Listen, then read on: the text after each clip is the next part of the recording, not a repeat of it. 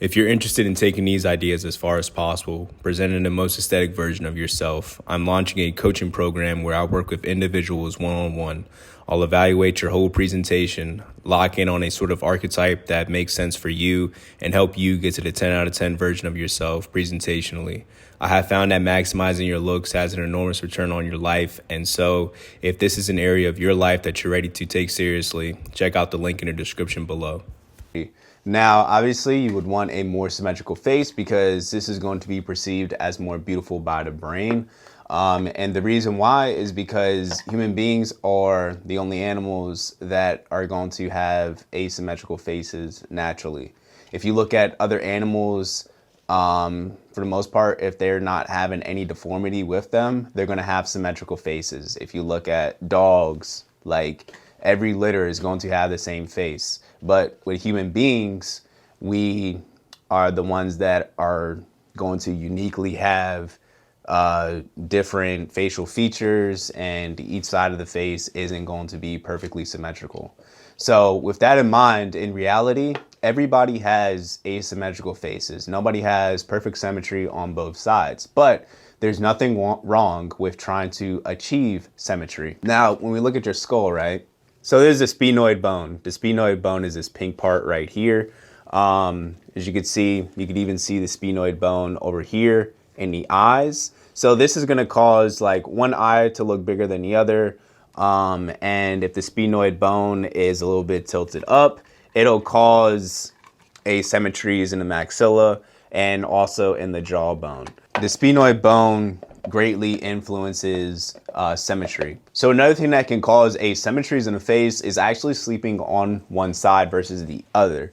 You'll actually notice that you prefer to sleep on one side rather than the other. A lot of people don't like to sleep on their backs, but it is best to sleep on your back in order to not get any asymmetries. So if you are like that young, in order to, kind of be aware that you should be sleeping on your back, then I would suggest it. But most of us in this community are adults, and there's not necessarily anything that we can do about it. But what you will notice is that the side that you sleep on the most is going to be the side that has a lot less tissue. For example, with my esthetician, whenever he does injections on me, he can actually tell which side I sleep on because this side, the left side, has less facial tissue. The left side is the leaner side of my face, and it actually shows more definition.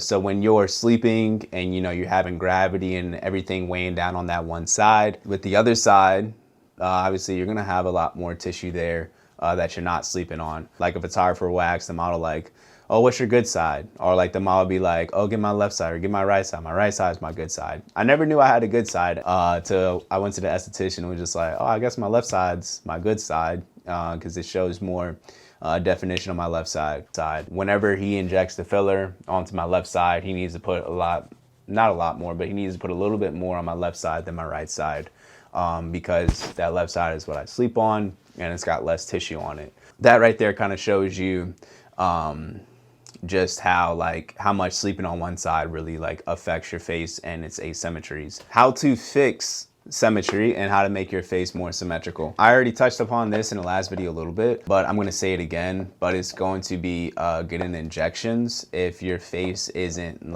crazy asymmetrical. Like your maxilla, is looking a little bit off, then there are surgeries that you can get for that. But for the most part, non-surgical things are going to help promote that symmetry.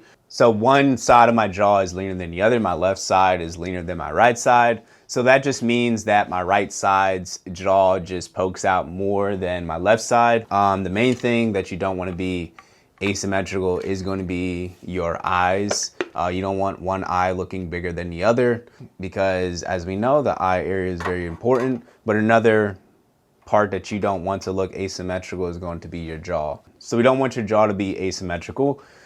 This is why I've said this before, but it is great to have a dentist. And to have a dentist when you're younger, and when you're younger, your face is going to be very easy to manipulate with certain devices that the dentist can put in. They can also take x-rays of your face, help move everything in the right direction. If you have, say, one jaw, like if your jaw is off to the right a little bit or off to the left, again, they could put devices in your mouth in order to move it. Since a lot of us are adults, you are going to have to do a lot more surgical and invasive procedures now. Because those bones are set in place. So a big thing to think about when it comes to symmetry, right? So is this a soft tissue problem or is this a skeletal problem? So is your physical bones off center, you know, and you can see that with your dentist and x-rays and whatnot? Or is this a muscular thing? And that's something that your esthetician or surgeon can help you decide on what it is, because if it's soft tissue, say if you have a bigger muscle, then it could be Botox more on one side than the other. If it's skeletal, then obviously that would have to be more invasive and that would require surgery. So having a dentist that takes x-rays of your face and your skull in order to see if you have any asymmetries. I've touched upon this in a later video, but malocclusion, having an underbite or an overbite or a crossbite, can really affect the symmetry of your face. All right, so that's it for this video. Just to summarize it up.